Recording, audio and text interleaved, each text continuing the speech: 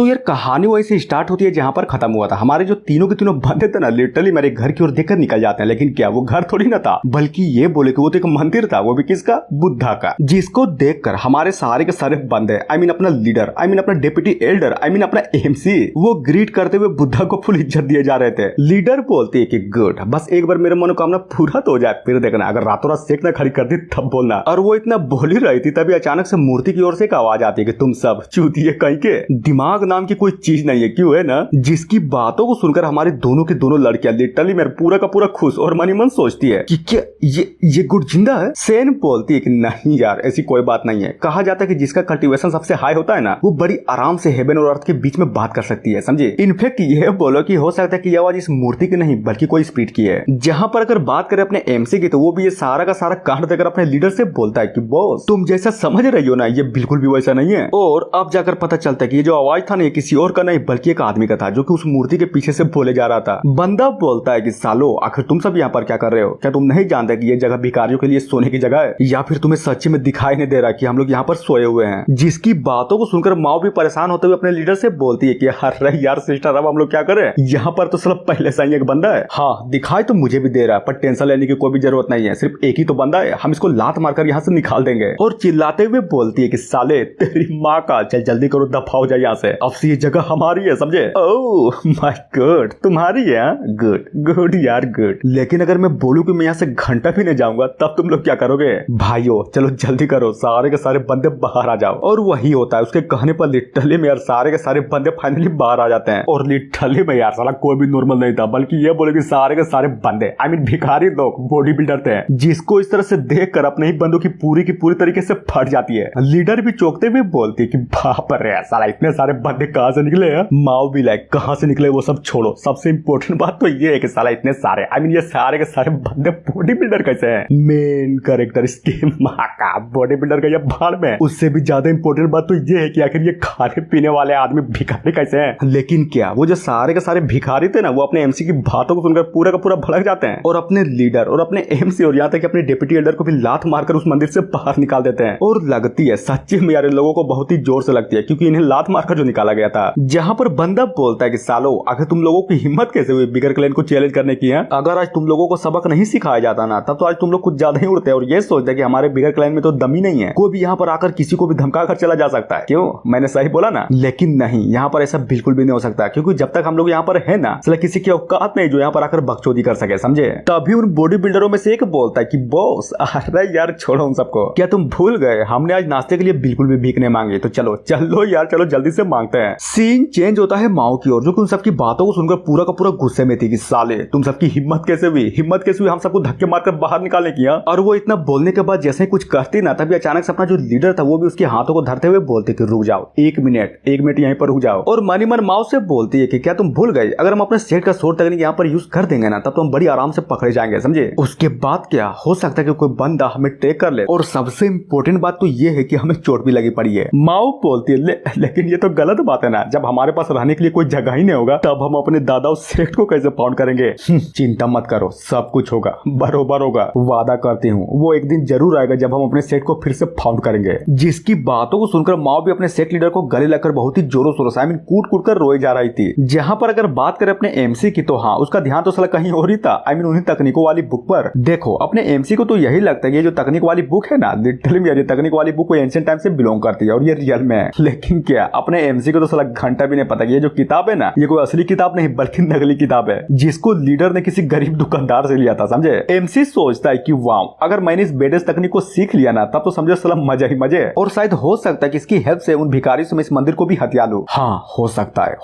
यार, हो सकता है, बड़ी आराम से हो सकता है। तभी वहां पर गिरे उनमें से कल्टीवेशन वाली बुक को लेकर साला बड़ी ध्यान से पढ़ने लगता है। लेकिन क्या हो जाता है साला यहाँ पर कहानी में ट्विस्ट। हालांकि वो किताब और उसमें लिखी हुई कल्टीवेशन वाली तकनीक नकली थी, लेकिन क्या अपने एमसी का क्या, वो तो साला इनविंसिबल था ना। क्या हुआ अगर उसके सारे के सारे पावर सील है, तो कल्टीवेशन तो वो सीख ही सकता है। और लिटरली में वो जो फेक टेक्निक लिखी थी ना, उसको साला रियलिटी में बना देता है। अब आते हैं लीडर की ओर, जो कि डेप्यूटी एल्डर से बोलती है कि माओ चलो चलो यार चलो, हम लोग कहीं और चलते हैं, लगता है कि यहाँ पर तो हमारा कुछ भी नहीं होने वाला, समझे? और वो इतना बोली रही थी तभी अचानक से अपने पीछे वो दोनों के दोनों लड़कियां कुछ तो नोटिस करती है, और ये बंदा कोई और नहीं बल्कि अपना एमसी होता है, जो कि फुल एटीट्यूड में, फुल बेडेस मोमेंट में था। वो भी किसके कारण? उस कल्टीवेशन वाली बुक से तकनीक को सीखने के कारण, समझे। एमसी बोलता है हट जाओ, माँ कसम मार होगा, अकेले मार करूंगा। लीडर बोलती है कि क्या क्या हुआ, कहीं तुम्हारे दिमाग में इस मंदिर को हथियाने का कोई आइडिया तो नहीं आया ना? है क्या बात बोल रहे हो सच्ची में? मतलब तुम्हारे पास कोई आइडिया है? बताओ बताओ यार, मुझे भी तो बताओ। एमसी बताता है कि यस है ना, ये है idea, primordial gold body refining तकनीक। इसको मैंने पढ़ा और तुम्हें पता है मैंने सीख भी लिया, वो भी बड़ी आसानी से, समझे। अब देखना उन सारे के सारे भिखारियों को लात मारकर उस मंदिर को कैसे हथियाता हूँ। और ये बोलकर मनी मन सोचता है कि नाइस, इसको कहते हैं टैलेंट। लिटरली में यार एक टैलेंट। नहीं बताओ क्या सच में किसी की औकात है जो इतना शॉर्ट टाइम पर किसी कल्टीवेशन तकनीक को सीख सके हैं? और मुझे ये भी पता है कि जब सेक लीडर और डिप्टी लीडर को पता चलेगा ना कि इतने शॉर्ट टाइम पर मैंने किसी कल्टीवेशन तकनीक को सीख लिया है, तब देखना यार, देखना इन लोगों की तो लिटरली में होश उड़ जाएंगे। लेकिन क्या उड़ता है, होश तो उड़ता है लिटरली में यार। अपने एमसी की बातों को सुनकर वो दोनों के दोनों पूरी के पूरी तरीके से चौंके पड़े थे और साला पूरा का पूरा कंफ्यूज भी थे। लीडर सोचती है कि कल्टीवेशन तकनीक, लेकिन ये कल्टीवेशन तकनीक तो नकली थी ना। जहां पर अगर बात करें माओ की तो वो भी साला बिल्कुल यही सेम चीज सोचे जा रही थी कि नामुमकिन, भला ये कैसे हो सकता है? मतलब इसने एक तकनीक को सीखा, वो भी किससे? इस किताब से। हा? और वो इतना सोच ही रही थी तभी अचानक से पीछे से कोई तो बोलता है कि बच्चे क्या कहा तुमने, प्रिमोडियल गोल्ड बॉडी रिफाइनिंग तकनीक? अरे यार तुम पागल वागल हो गए हो क्या? और ये सुनकर अपनी दोनों के दोनों लड़कियां भी चौंकते हुए पीछे के साइड ही देखने लगती है। नाम से तो दमदार लगता है, यह मत बोलना कि साला एक ही पंच में पूरे के पूरे आसमान को ही फाड़ दोगे। जिसकी बातों को सुनकर वहां पर खड़े सारे के सारे भिखारियों का ये हाल। और जरा देखो तो क्या खतरनाक लेवल के हंसे जा रहे थे। एक बोलता है कि ओ माय गॉड, मैं तो डर गया। जरा देखो तो मेरे आंख से तो आंसू आए जा रहे हैं। दूसरा बोलता है हाँ मेरे भी आंख से आंसू आए जा रहे हैं। एक रोड साइड तकनीक को लेकर ये बंदा लिटरली में साला स्मार्ट बनने की कोशिश कर रहा है। नाइस। अब आते हैं लीडर की ओर, जो कि शर्म के मारे अपने एमसी से बोले जा रही थी कि यार सुनो, ये जो प्रिमोडियल गोल्ड बॉडी रिफाइनिंग तकनीक है ना, माँ कसम ये बहुत ही डिफिकल्ट है, समझे। कि क्यों ना जाने से पहले इस तकनीक को एक बार मुझे दिखा दो। माँ बोलती है भाई मत जाओ यार, मत जाओ। मैं तो यही बोलूंगा, आई मीन तुम्हारे लिए सबसे बेस्ट यही होगा कि तुम वापस आ जाओ, समझे।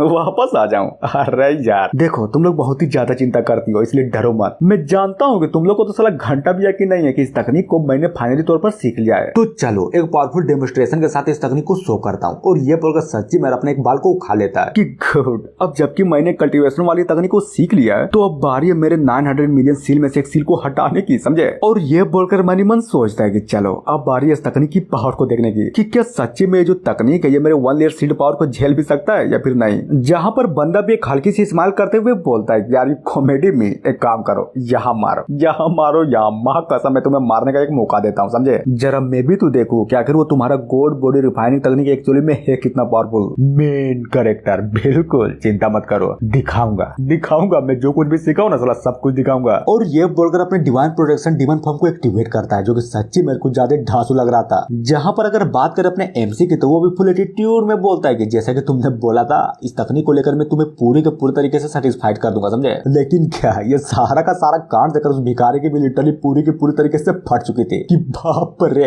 ये आखिर है क्या चीज है। अब बातें हैं अपने एमसी की ओर, जो कि अपने प्रिमोडियल गोल्ड पंच का यूज करता है, वो भी किस पर? जी हाँ बिल्कुल उस बंदे पर। और लगती है लिटरली में यार वो पंच बहुत ही जोर से लगती है। वो जो बंदा था ना उड़ता, वो बहुत ही स्पीड से ढम से जाकर दीवार से टकराता है और यह देखकर वहां पर खड़े बाकी के भिखारियों को भी फट जाती है। लिटरली मेरे बहुत ही बुरी तरीके से फटती है। इम्पॉसिबल, ये कैसे हो सकता है?